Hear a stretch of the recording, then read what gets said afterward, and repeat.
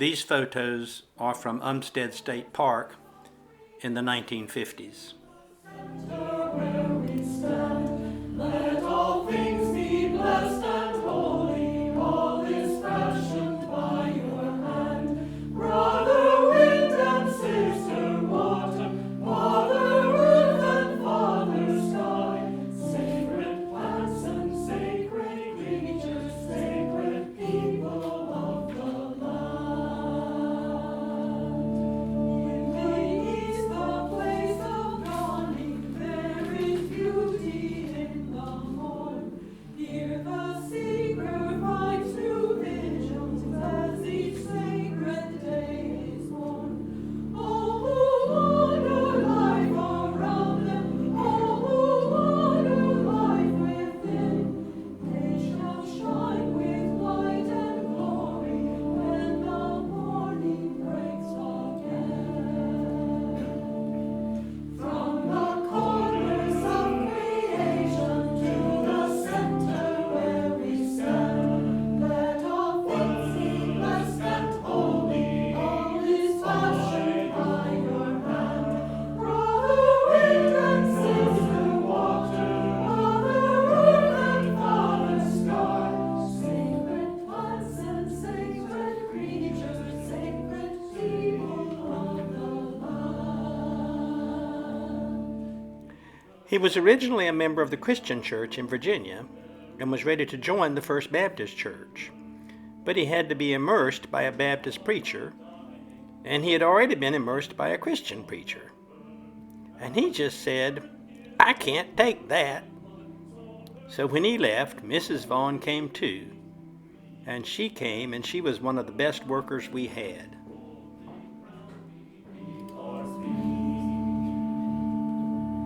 In the north, a place of wisdom, there is holy darkness deep. Hear the silent song of mystery may awake you. When I first came to Raleigh as state supervisor of music, I didn't have a church. Peggy was playing at the church, and suddenly Hallie Seidel, who was the choir director, left in a huff.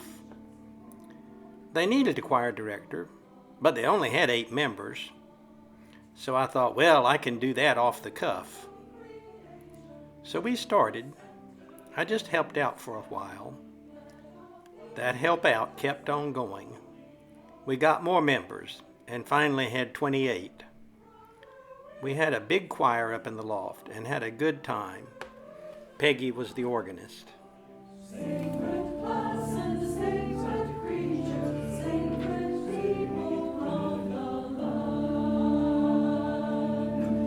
In the west, the place of seeing, there is born a vision new. I came to Raleigh the last of July 1911, joined the church, which was then the Christian Church at the corner of Hillsborough and Dawson Streets, and joined the choir when I first got there. I've been there ever since, which will soon make 70 years. When I had been there 50 years, the choir surprised me with a recognition service. They gave me a plaque telling about when I came and how long I'd been with the choir, signed by all the members of the music committee, which I value very highly. I was given an orchid on my black and white robe. On my 80th birthday, they honored me by dedicating the service to me and using my favorite music. And then after that was over, they made a picture of us. I didn't know anything about that. They planned both of these things so well. And they said they'd been talking about that one for my 50th anniversary for heaven knows how long, and I never suspected it one way or the other.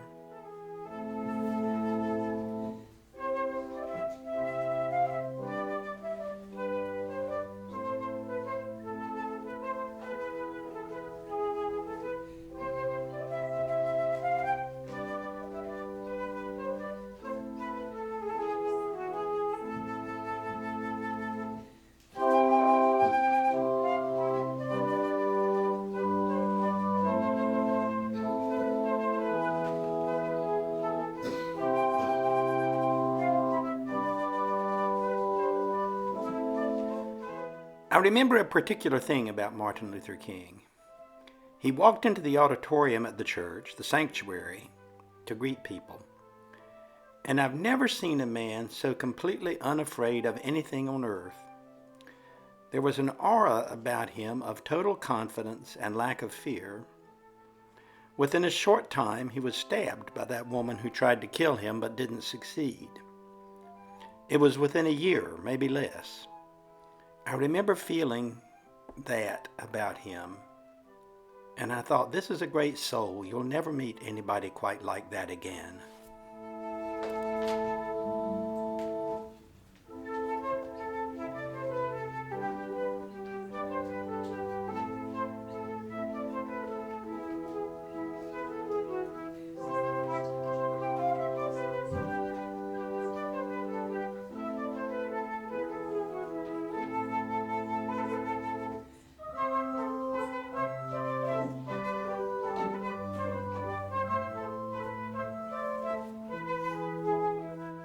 Here's the way that Polly DeCosta remembers the assassination of President Kennedy. The Sunday after Kennedy was shot, and I got to church, I was astonished. The church was filled, and the lower part, and I think some people were up in the balcony. I believe some probably went first to Edenton Street and couldn't get in, and got in our church and were lucky. Collins preached the most comforting sermon, and his text was taken from "We are perplexed, but not in despair."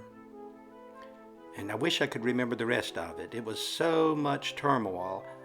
I think everyone was in turmoil, and it was like a death in the family. I'm sure that's why the churches were so crowded. People were flocking to the churches for comfort.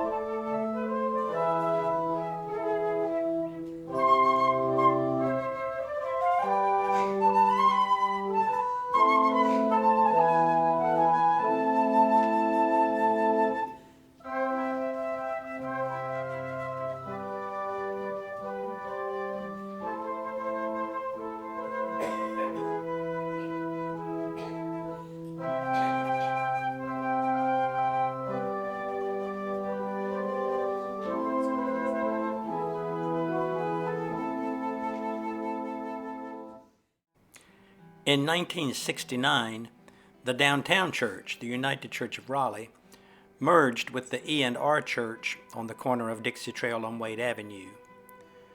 Since both of them were already absorbed into the UCC, this did not represent a change of denomination for either one.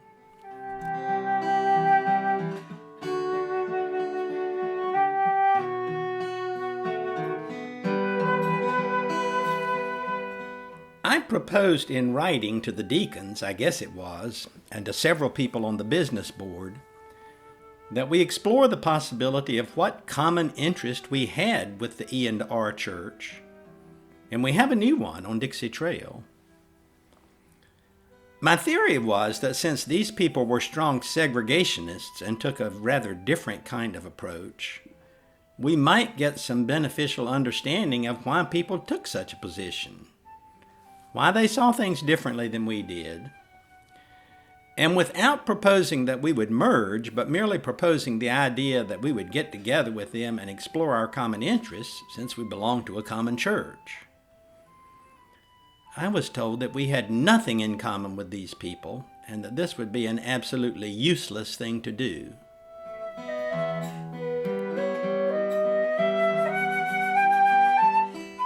I was so opposed to leaving downtown, and I felt it was done in such a dreadful manner. It's never regained the dynamics that they had since that time. I said, okay, we're going to be a WASP church. We were beginning to get blacks in. It's been hard for me to have the same feeling because we were the only church that fled from downtown. And as Al Adams said, we had a ministry downtown. We were vital. We had a place in this town that no other group has ever had.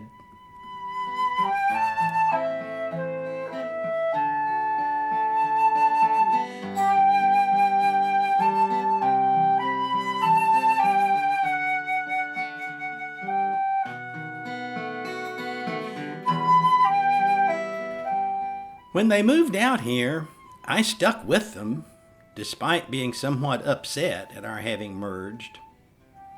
And in this moving, again, I felt that there was nothing in common. Of course, immediately upon moving out here, the minister, who had plugged so thoroughly for merger, immediately resigned, and the man who had been chairman of the merger committee from the ENR Church immediately resigned and demonstrated perhaps the correctness. I don't think it took any prescience. I think anyone who considered it at all intelligently would have seen that that would happen.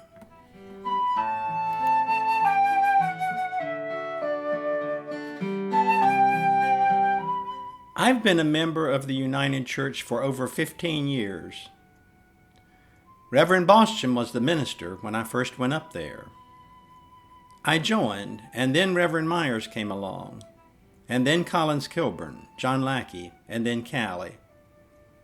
I've enjoyed the church, and I enjoy a small church.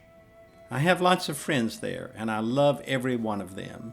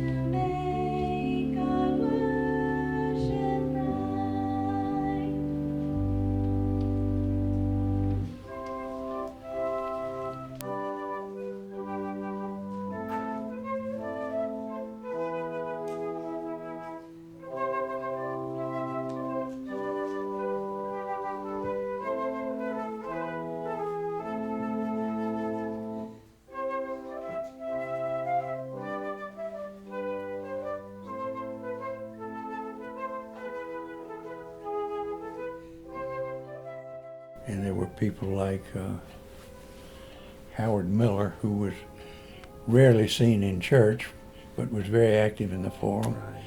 Right. And Harlan, who didn't enjoy church, but enjoyed the intellectual stimulation from the forum. And so the church has always been, as I see it, in addition to true believers, a lot of seekers, people who were struggling to find meaning Right. in life, Right. and also just interested in social concerns. There's heavy traffic in the city tonight with all these people coming to pay their taxes. And we have a traffic report from April, the innkeeper, just outside the city. April, what's going on out there? Traffic is backed up for a block near the main gate because the camel is stalled in the middle of the left lane and won't budge. Okay, let's get the weather word for tonight. What's the weather going to be like, Bob? We're expecting a clear and cool weather for this evening. A very bright star in the east has been reported, and we'll be trying to see what kind of...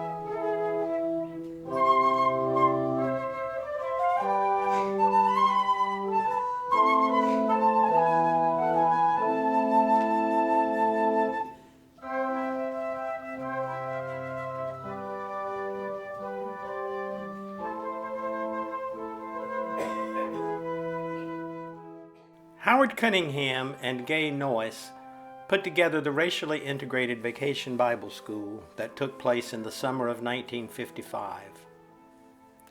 That bond between Howard Cunningham and what later became Community UCC lasted for almost 50 years.